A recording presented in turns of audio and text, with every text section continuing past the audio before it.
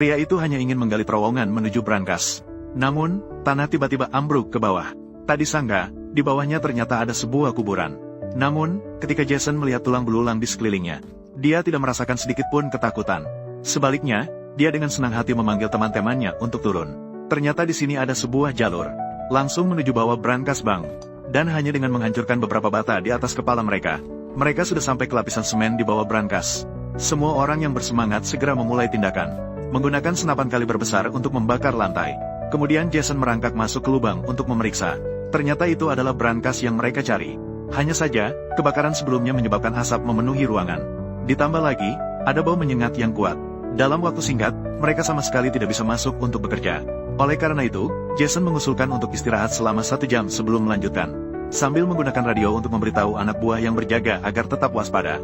Tanpa mereka sadari, percakapan mereka tanpa sengaja didengarkan orang lain. Warga yang peduli ini tidak hanya merekam percakapan. Dia juga menelepon polisi untuk melaporkan kejadian tersebut. Karena isi percakapan tidak menyebutkan bank mana. Namun sinyal yang diterima dapat menjangkau area 10 km. Di sini terdapat puluhan bank besar dan kecil. Hal ini membuat polisi yang datang juga tidak memiliki petunjuk. Mereka hanya bisa meninggalkan satu petugas untuk terus mendengarkan. Kemudian mengirimkan mobil polisi untuk memeriksa bank-bank di sekitar satu persatu.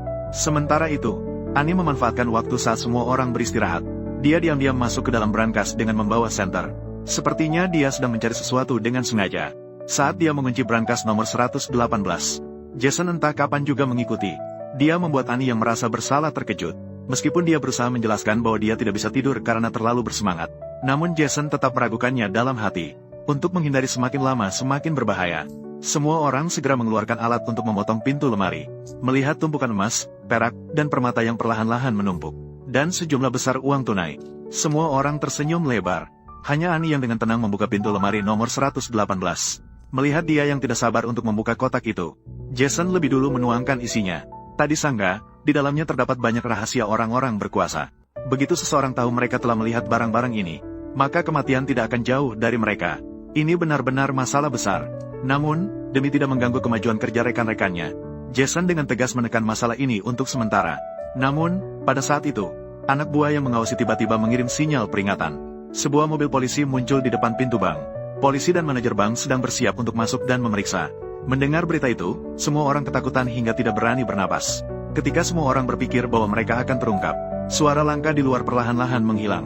Ternyata manajer melihat pintu brankas utuh dan dengan tenang membawa polisi pergi. Ini membuat semua orang yang tegang menghela napas lega. Untuk mencegah hal-hal berbahaya terjadi, Jason segera mengatur untuk mengemas semua barang dan melarikan diri dari tempat ini secepat mungkin. Namun, saat dia memberitahu anak buahnya yang berjaga, kejadian tak terduga terjadi lagi. Karena pemuda itu terlalu gugup karena ini adalah pertama kalinya dia bekerja. Dia secara tidak sengaja menjatuhkan walkie-talkie ke bawah, yang menyebabkan komunikasi antara kedua pihak terputus total. Tanpa disadari, tindakan ceroboh ini justru menyelamatkan nyawa semua orang. Karena pada saat itu sebuah ambulans datang, yang sebenarnya digunakan untuk menguji jangkauan walkie-talkie. Ketika polisi tidak mendengar percakapan di tempat ini, mereka membatalkan kecurigaan terhadap bank ini. Namun, ketika mobil Jason baru saja keluar, mereka sudah ditangkap oleh 2 orang yang sudah mengintai. Namun, setelah membuka mobil, mereka baru menyadari bahwa di dalamnya kosong. Ternyata setelah Jason menyadari perilaku Ani yang aneh, ia dengan tegas mengubah rencana aksi sebelumnya. Ia menemukan sebuah gudang tua sebagai markas baru. Setelah semua orang membagi hasil jarahan, 2 di antara mereka segera meninggalkan tempat itu. Jason juga mengungkapkan apa yang telah disembunyikannya. 2 rekan yang tersisa terkejut setelah mendengar. Mereka semua tahu bahwa ini hanya akan membawa malapetaka yang mematikan. Namun, Ani dengan polosnya berpikir bahwa mereka melebih-lebihkan. Lagi pula, orang-orang Cia pernah berjanji padanya, asalkan dia membantu mendapatkan barang yang diinginkan, Cia lainnya tidak akan peduli.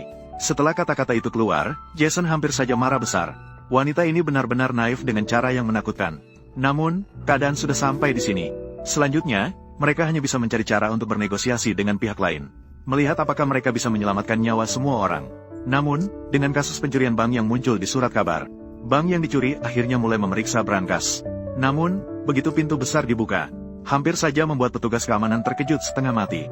Namun, yang tidak dipikirkan Jason adalah, di dalam brankas kecil ini, tersimpan bukan hanya rahasia para elit, tetapi juga melibatkan banyak skandal pejabat pemerintah.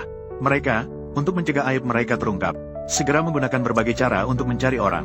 Charlie adalah orang pertama yang ditangkap. Pada awalnya, dia bersikeras tidak mengaku. Namun, setelah disiksa dengan cara yang tidak berperi kemanusiaan, dia akhirnya mengungkapkan semua yang terjadi. yang mengakibatkan sisa orang-orang bukan dibunuh dengan cara yang aneh, atau ditangkap untuk dijadikan alat pemeras.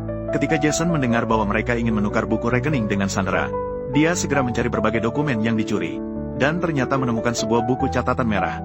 Namun, setelah melihat isi di dalamnya, Jason seketika mendapatkan kembali kendali. Ternyata catatan dalam buku itu adalah rincian suap pengusaha tidak bermoral kepada polisi. Namun, untuk mencegah pihak lawan membunuh untuk menutupi kejahatan setelahnya, Jason meminta Annie untuk mencari nama polisi yang bertanggung jawab atas kasus ini, kemudian membandingkannya dengan nama-nama dalam buku catatan. Setelah menemukan bahwa itu bukan orang yang disuap, dia mulai merancang rencana yang menguntungkan kedua belah pihak. Pertama, dia menelepon pengusaha tidak bermoral, meminta mereka untuk datang pada pukul 11 siang dengan Sandra ke stasiun kereta api pusat untuk pertukaran. Kemudian dia menelepon orang-orang Jia, meminta mereka untuk membawa beberapa paspor dan izin untuk juga melakukan transaksi di stasiun kereta api pusat. Akhirnya, dia merobek satu halaman dari buku catatan dan memberikannya kepada Long Mauge, memintanya untuk pergi ke kantor polisi mencari Sheriff Ned yang jujur, untuk menjelaskan tentang buku catatan itu, dan memberitahu mereka bahwa untuk mendapatkan semua isi, mereka harus pergi ke stasiun pusat dan menunggu dengan sabar. Setelah semuanya dijelaskan, Jason segera membawa dokumen ke lokasi transaksi. Namun, yang tidak dia duga adalah, ternyata yang datang untuk bertransaksi adalah seorang duke dari kalangan bangsawan. Kedua belah pihak tidak banyak basa-basi. Masing-masing segera pergi setelah mendapatkan apa yang diinginkan. Ketika pengusaha tidak bermoral melihat orang-orang Jia di lokasi, ia segera melarikan diri dari stasiun dengan Sandra. Setelah transaksi selesai, Jason segera mengejarnya untuk menangkap pengusaha tidak bermoral dan memberinya pelajaran. Melihat bahwa anak buahnya akan menembak, Jason cepat-cepat menghindar dan berlindung di belakang mobil. Kemudian ia menendang sebuah bata dari dinding. Ia memukul kepala anak buahnya dengan bata tersebut. Saat itu, meskipun rambut Jason masih agak lebat, tetapi kekuatan fisiknya tetap tidak bisa diremehkan. Namun, saat ia bersiap untuk menarik temannya pergi, sekelompok besar polisi tiba tepat waktu. Namun, yang ditangkap adalah pengusaha tidak bermoral. Dan Jason juga menyerahkan buku catatan sesuai kesepakatan. Akhirnya, beberapa orang berhasil melarikan diri dengan perlindungan dari sheriff.